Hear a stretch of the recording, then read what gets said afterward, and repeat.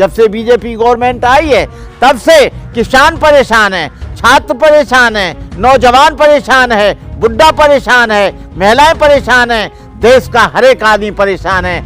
आज भुखमरी के कगार पर पहुंच गए। आपको बताएं, पिछड़े वर्ग का सारा कोटा वो लोग खा गए जो 3% हैं। दलित समाज की जो जगह निकली उन पर भी अयोग्य घोषित करके जनरल के लोगों को भर दिया।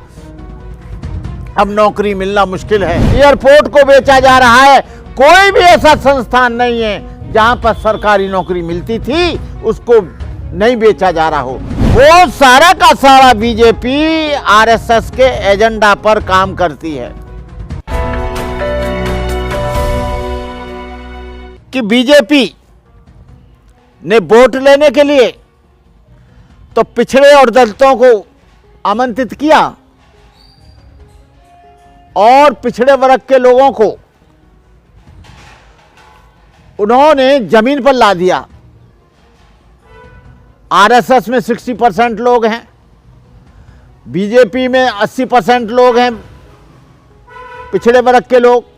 यानी यदि इनकी समझ में ये आ जाए कि ये बीजेपी केवल वोट लेने के लिए काम करती है और हम लोगों को, हमारे बच्चों को न रोजगार देने की बात करती है, न स्वास्थ्य देने की बात करती है, न सम्मान देने की बात करती है, न इज्जत देने की बात करती है, न उनको बराबरी देने की बात करती है, वो सारा का सारा बीजेपी आरएसएस के एजेंडा पर काम करती है।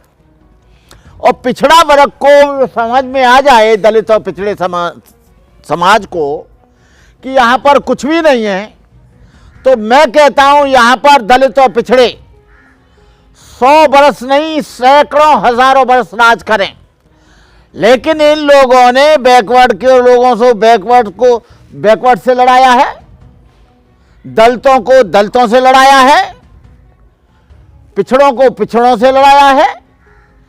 इसलिए ये हमेशा तोड़ फोड़ के कारण मैं पिछड़े वर्ग के लोगों से और दलित समाज के लोगों से कहना चाहता हूं कि आप लोग अब भी समझ जाओ, तुमको नौकरी नहीं मिलेगी।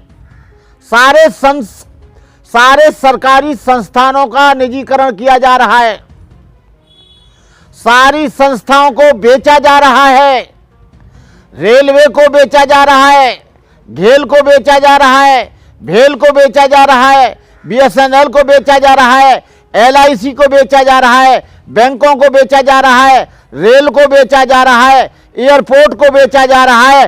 कोई भी ऐसा संस्थान नहीं है जहां पर सरकारी नौकरी मिलती थी उसको नहीं बेचा जा रहा हो। जब बेच दिया जाएगा तो इनको नौकरी कहां मिलेगी?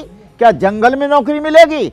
क्या कहीं पहाड़ पर नौकरी मिलेगी? कहीं नौकरी नहीं मिलेगी। ये पिछड़ा वर्ग के लोग और ये दलित समाज के लोग और अल्पसंख्यक एक हो जाएं और एक झंडे के नीचे आ जाएं, एक संगठन में आ जाएं, एक पार्टी में आ जाएं, तो मैं कहता हूं कि बीजेपी यहां पर कभी नहीं बन पाएगी। और जब तक बीजेपी और आरएसएस है, वही आपको मालूम होना चाहिए कि ये लोग इन संस्थानों को बेचने का काम कर रहे हैं और बेचकर निजीकरण, वो प्राइवेटाइजेशन कर रहे हैं और वो प्राइवेट लोगों के हाथ में दे रहे हैं, जिससे कि इन पिछड़े वर्ग के लोगों को नौकरी ना मिले। आपको बताएं, पिछड़े वर्ग का सारा कोटा वो लोग खा गए जो 3% हैं। दलित समाज की जो जगह निकली उन पर भी अयोग्य घोषित करके जनरल के लोगों को भर दिया।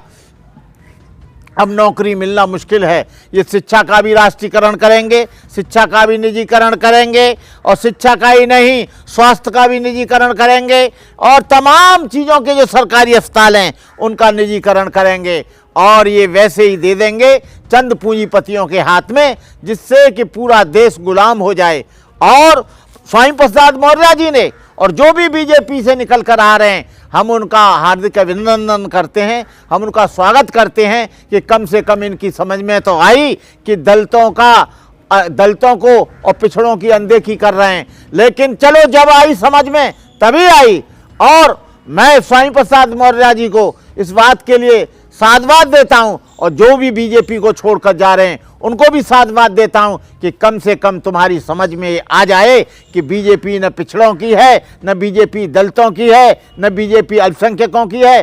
बीजेपी केवल कुछ चंद पूंजीपतियों की और 3% लोगों की है। ये 85% लोग गवर्नमेंट बनाते हैं और राज उन पर करते हैं, उनकी सारी सुविधाएं खत्म करते हैं, उन्हीं का वोट लेकर उन्हीं की सुविधाएं खत्म करते हैं, उनकी नौकरी खत्म करते हैं। आज आप देख रहे हैं जब से बीजेपी गवर्नमेंट आई है तब से किसान परेशान है, छात्र परेशान है, नौजवान परेशान है, बुढ़ा परेशान है, महिलाएं परेशान हैं, देश का हर एक आदमी परेशान है। आज भुखमरी के कगार पर पहुंच गए हैं। देश की जीडीपी बिल्कुल माइनस में चली गई है और ये देश जो है कंगाल हो रहा है। यहाँ का सोना गिरवी रख दिया, बैंकों से लोन लेकर बैंकों को कंगाल कर दिया, रिजर्व बैंक को कंगाल कर दिया, कुछ भी बाकी बचा नहीं है। तो मैं इन सब लोगों से कहना चाहूँगा इस समय में कि अभी भी समझ में आ जाए, बीजेपी को खत्म करने के लिए, बीजेपी को हमेशा हमेशा के लिए समाप्त करने के लिए आप लोग एकजुट हो जाओ। पिछड़ा, दलित, अल्पसंख्यक, भूखा, नंगा, बेरोजगार, कमजोर वर्ग, सारे लोग एक होकर इस बीजेपी को धराशायी कर दो ताकि आपके दिन अच्छे आने लगें।